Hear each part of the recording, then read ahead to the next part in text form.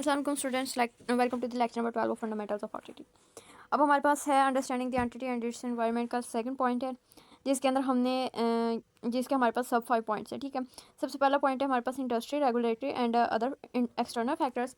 इन सब के बारे में, एक्सटर्नल फैक्टर्स के बारे में हम जो इन्फॉर्मेशन ले सकते हैं वो हम extra competitors, suppliers, customer, technological departments, regulatory environment, legal, political environment या ऑल अदर इन्वायरमेंटल फैक्टर्स के जरिए हम एक्सटर्नल फैक्टर्स के रिलेटेड इन्फॉर्मेशन ले सकते हैं। ठीक है, उसमें आता है हमारे पास सबसे पहले इंडस्ट्री की कंडीशंस के मार्केट में और कंपेटिटर्स के साथ कंपनी का रिलेशन क्या है, कंपनी की डिमांड कितनी है और कंपनी की कैपेसिटी कितनी है उस डिमांड को पूरी करने के लिए, और उसका दूसरी कंपेटिटर्स के साथ प्राइस कंपटीशन कैसा है। आया जितनी कंपनी की प्रोडक्ट की प्राइस है उतनी ही कंपेटिटर्स की भी है, कहीं कंपनी की प्रोडक्ट्स की क्वालिटी जो है वो कम तो नहीं है और प्राइस ज़्यादा तो नहीं है। ठीक है, तो ये चीज़ कि कंपनी को माइंड में रखनी पड़ती है। ठीक है, और फिर है कैपेसिटी। फॉर एग्जांपल, अगर एक कंपनी एक डिज़ाइन या एक जो ड्रेस है, ठीक है, उसके 10 प्रोडक्ट्स इशू करवाती है, लेकिन उसके कस्टमर उसे ख़रीदने वाले जो हैं वो 15 होते, मतलब 15 होते हैं, तो कंपनी उनकी जो डिमांड है उसे पूरी नहीं कर पाती। तो ये भी एक नेगेटिव पॉइंट होता है, जिसकी वजह से जो कस्टमर्स होते हैं वो कंपेटिटर्स की तरफ उनका ध्यान होने लग जाता है और वो कंपेटिटर्स की तरफ ही चले जाते हैं,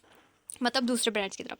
इसी तरह सीजनल एक्टिविटीज़ या साइक्लिकल, मतलब अगर एक कंपनी फॉर एग्जांपल गर्मियों के कपड़े ठीक है सेल करती है, तो जब सर्दियाँ आएंगी तो उसका जो प्रॉफिट होगा वो डिक्रीज़ होने लग जाएगा। ठीक है, और फिर ऐसा ना हो कि जो हमने गर्मियों में प्रॉफिट जनरेट किया है, ठीक है, वो सारा हमें सर्दियों में अपनी मार्केट को, अपनी कंपनी को स्टेबल करने में लग जाए और जो हमारा प्रॉफिट है वो सारा लॉस में चला जाए। ठीक है, उसके बाद है प्रोडक्ट टेक्नोलॉजी। कंपनी को, मतलब जैसे जैसे टेक्नोलॉजिकल एडवांसमेंट्स हो रही हैं वैसे वैसे आपको अपनी प्रोडक्ट्स में भी चेंज इस चीज़ का चेंज लाना चाहिए। ठीक है, ये ना हो कि जो दूसरी कंपनीज वगैरह हैं वो टेक्नोलॉजिकल एडवांसमेंट लाई जा रही है, मतलब मशीन्स वगैरह का इस्तेमाल कर रही हैं, और आप अभी तक सुई धागे पे लगे हुए हैं। इसी तरह जो उसकी एनर्जी सप्लाई है या कॉस्ट है, कंपनी जो चीज़ें मैन्युफैक्चर कर रही है या जो चीज़ें सेल करने के लिए परचेज़ कर रही है, ठीक है, उसके ऊपर कितनी लागत आ रही है। इसके अलावा हमारे पास है रेगुलेटरी इन्वायरमेंट। रेगुलेटरी बेसिकली हमारे पास जो कंपनी का बेकिंग सेक्टर होता है ना, इसमें हमारे पास वो आता है। बेकिंग सेक्टर में हमारे पास कौन कौन लोग इन्वॉल्व होते हैं, एक लेबर्स, ठीक है, तो हमने ये देखना होता है कि लेबर्स के लिए कंपनी के रेगुलेशंस क्या है, क्योंकि असल में तो जो प्रोडक्ट जनरेट हो रही है कंपनी की, जो कंपनी सेल करके प्रॉफिट जनरेट कर रही है, वो बेसिकली तो लेबर्स की वजह से ही प्रोड्यूस हो रहा है। ठीक है, तो हमने देखना कि लेबर्स के लिए हमारे पास कंपनी के रूल्स रेगुलेशंस क्या है और उनका जो वेज है उसका मिनिमम रेट क्या है। इसके अलावा हमारे पास नैब, एक्साइज, टैक्सेशन डिपार्टमेंट, ये सारी गवर्नमेंट बॉडीज़ हैं जो डिफरेंट टैक्स वगैरह चार्ज करती हैं। ठीक है, उसके बाद हमारे पास मॉनिटरी पॉलिसी या मनी के रिलेटेड किस तरह के टैक्स चार्ज होते हैं। फिजिकल ईयर जो हमारे पास होता है जुलाई जुलाई में स्टार्ट होता है और जून में एंड होता है। इसके अलावा जो फाइनेंशियल इंसेंटिव्स वगैरह हैं कंपनी को, जो गवर्नमेंट की तरफ से ऐड वगैरह मिल रहे हैं। उसके अलावा टैरिफ्स जो हमारे पास जो कंपनीज इंपोर्ट्स या एक्सपोर्ट करती हैं, तो ये टैक्स होता है एक किस्म का जो उन कंपनीज पे लागू होता है। इसके अलावा जो इन्वायरमेंटल रिक्वायरमेंट्स हैं जो किसी भी इंडस्ट्री को इफेक्ट कर रही हैं। अदर एक्सटर्नल फैक्टर्स में हमारे पास इकोनॉमिक एक्टिविटीज़ आ जाती हैं, लाइक रिसेशन या ग्रोथ पीरियड। फॉर एग्जांपल, अगर एक कंपनी फॉर एग्जांपल अगर सर्दियों के कपड़ों का काम करती है, ठीक है, तो दिसंबर और जनवरी में जो उसका ग्रोथ पीरियड होगा वो पीक पे होगा। इसी तरह जून जुलाई में उसका जो पीरियड होगा वो रिसेशन पे होगा, मतलब उससे लॉस हो रहा होगा। इसके अलावा इंटरेस्ट रेट, इन्फ्लेशन, महंगाई वगैरह। नेचर ऑफ एंटिटी में हमारे पास आ जाती है कि कंपनी के जो हमारे पास ऑपरेशंस क्या है, उसे जो गवर्न कर रहे हैं, जो ऑन कर रहे हैं, जो उसे बेसिकली चला रहे हैं, उन लोगों की नेचर क्या है, कंपनी की इन्वेस्टमेंट्स क्या हैं जो उसने पहले से की हुई हैं या जो वो फ्यूचर में प्लान किए हैं उसने कि वो फ्यूचर में ये इन्वेस्टमेंट्स करेगी। इसके अलावा हमारे पास है an understanding of the nature of an entity enables auditor.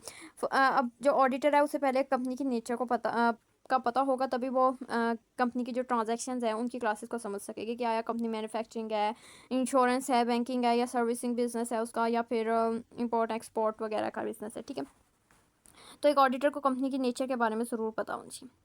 अब ये वही ऊपर वाले पॉइंट्स पे नीचे एक्सप्लेन किए हुए हैं। ठीक है, कि सबसे पहले कंपनी जो ऑडिटर है उसे बिज़नेस के ऑपरेशंस के बारे में पता चलना चाहिए कि नेचर ऑफ बिज़नेस क्या है।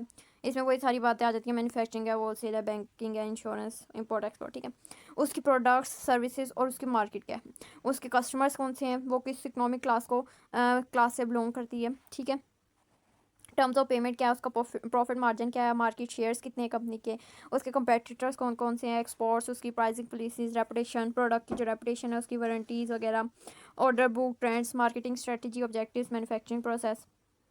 उसके बाद है conduct of operation, for example stages and method of production, मतलब मैन्युफैक्चरिंग का जो प्रोसेस है उसके कितने स्टेजेस हैं, उसके मेथड वगैरह क्या है।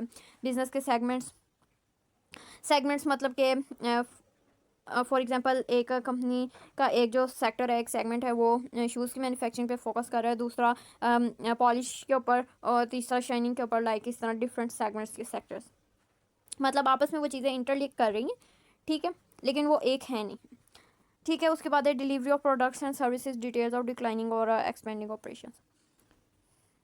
उसके बाद हमारे पास आ जाते हैं joint ventures, involvement in electronic commerce, like हमारे पास डिफरेंट वेबसाइट्स वगैरह, सोशल मीडिया के ज़रिए सेल्स वगैरह हो गई। Geographic dispersion and industry segmentation, मतलब जो कंपनी है वो जियोग्राफिकली कितने एरियाज़ को कवर कर रही है, कितने सिटीज़ को, या प्रोविजनल लेवल पे उसका बिजनेस वगैरह है, ठीक है। उसके बाद है location of production facilities, warehouse, company के जो अगर वेयर हाउस हैं उसके ऑफिस वगैरह, की कस्टमर्स कौन से हैं, बेसिकली वो किस क्लास से बिलोंग कर रही है, किस क्लास पे फोकस कर रही है, ठीक है, लोअर क्लास पे, अपर क्लास पे, मिडिल क्लास पे।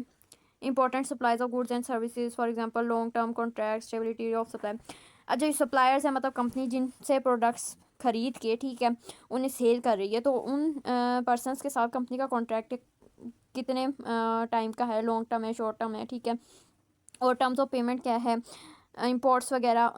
जाहिर सी बात है या तो कंपनी मतलब विद इन कंट्री वो चीज़ें प्रोडक्ट्स जो हैं वो परचेज़ करती है, फिर उन्हें आगे सेल करती है, या फिर वो किसी बाहर आउटसाइड कंट्री से उसे इंपोर्ट करके फिर उसे अपने कंट्री में सेल करती है। इसके अलावा जो एम्प्लॉयज़ हैं कंपनी के, उनका मतलब लोकेशन, सप्लाई, उनका वेज लेवल, उनका जो कॉन्ट्रैक्ट वगैरह, उनकी पेंशन्स वगैरह या बोनस एग्रीमेंट्स वगैरह। उसके बाद है research and development activities and expenditures, transaction with related parties, ये वो सारी की बात। आगे हमारे पास इन्वेस्टमेंट्स कंपनी की जो हैं इन्वेस्टमेंट वो किस टाइप की है, कैपिटल इन्वेस्टमेंट है, रेवेन्यू इन्वेस्टमेंट है, जो कंपनी की इन्वेस्टमेंट्स है लाइक इन प्लांट्स, इक्विपमेंट है, टेक्नोलॉजिकल एडवांसमेंट्स प्रोडक्ट्स में जो होंगी, एनी रिसेंट और प्लान्ड, ठीक है, ये सारी हमारे पास कैपिटल होंगी। लाइक अगर कोई टेक्नोलॉजिकल एडवांसमेंट हो रही है, ठीक है, कोई नई प्रोडक्ट लॉन्च हो रही है टेक्नोलॉजिकल, और कंपनी उसमें इन्वेस्ट करती है, ठीक है, तो वो हमारे पास कैपिटल इन्वेस्टमेंट्स होगी। इसी तरह प्लांट या इक्विपमेंट वगैरह। Investments in non consolidated entities including partnership, joint ventures and special purpose entities, ये मतलब डिफरेंट कंपनीज टाइप्स हैं जिनके अंदर कंपनी की एक कंपनी दूसरी कंपनी में भी इन्वेस्टमेंट वगैरह कर लेती है। फाइनेंसिंग है, हमारे पास ग्रुप स्ट्रक्चर है, major subsidiaries, associated entities including consolidated या नॉन कंसोलिडेटेड स्ट्रक्चर होगा हमारे पास। इसके अलावा डेब्ट स्ट्रक्चर, मतलब कंपनी उधार देने के जो पॉलिसीज या रेगुलेशंस हैं वो क्या है हमारे पास। Covenant, restrictions, guarantees and off balance sheet financing agreements, ये सारी डेब्ट के स्ट्रक्चर्स में आ जाती हैं। आगे लीसिंग, मतलब अगर कोई कंपनी प्रॉपर्टी या प्लांट वगैरह लीज पे लेती है, ठीक है, तो उसके क्या टर्म्स वगैरह हैं। आगे है बेनिफिशियल ओनर्स, उसके जो ओनर्स हैं कंपनी के, लोकल हैं, फॉरेन हैं, बिजनेस रेपुटेशन कैसी है, और ओनर्स का या एम्प्लॉयज़ का एक्सपीरियंस वगैरह कैसा है कंपनी के साथ। रिलेटेड पार्टीज़ वगैरह कौन सी हैं, लाइक इसमें रिलेटेड पार्टीज़ में सप्लायर्स, कस्टमर्स, कंपेटिटर्स और डिफरेंट बैंक्स वगैरह, गवर्नमेंट बॉडीज़ आ जाती हैं। Use of derivative of financial instruments. उसके बाद है फाइनेंशियल रिपोर्टिंग में हमारे पास वही फाइनेंशियल स्टेटमेंट्स वगैरह आ जाती हैं सारी। अकाउंटिंग के प्रिंसिपल्स वगैरह, revenue recognition, accounting for fair value, inventories like stocks, foreign currency assets, liabilities, transactions, industry specific significant categories, for example loans, investment for banks, account receivables, inventory for manufacturers, research development for pharmaceuticals. Accounting for unusual or complex transactions including those in controversial or emerging areas, for example accounting for stock based compensation. और एक financial statement presentation and disclosure, वही है तमाम financial statement के अंदर क्या क्या involve होता है, एसेट्स, लायबिलिटीज, रिसीवेबल्स, पेएबल्स वगैरह, ये सारा कुछ। और एक यहाँ पे है ये इन्वेस्टमेंट में एक्विजिशन, मर्जेस और डिस्पोजल ऑफ बिजनेस। एक्विजिशन हमारे पास होता है कि कंपनी जो एक कंपनी है ना, ठीक है, उसने दूसरी जो कंपनी है उसे ख़रीद लिया है, ठीक, मतलब वो फिज़िकली एग्जिस्ट कर रही है, ठीक है, लेकिन एक कंपनी उस फिज़िकल एग्जिस्ट करने वाली कंपनी को ख़रीद लेती है, ठीक है, लेकिन अपने साथ मर्ज नहीं करती, मतलब वो अपनी एक्टिविटीज़ वैसे ही करती रहती है और ये वाली कंपनी जिसने उसे एक्वायर किया वो भी वैसे ही अपनी एक्टिविटीज़ करती रहती है, लेकिन बस उसकी ओनरशिप खरीद लेती है। मर्ज में ये होता है कि मतलब फिज़िकली जो दो कंपनीज है वो आपस में कंबाइन हो जाती हैं और सिर्फ एक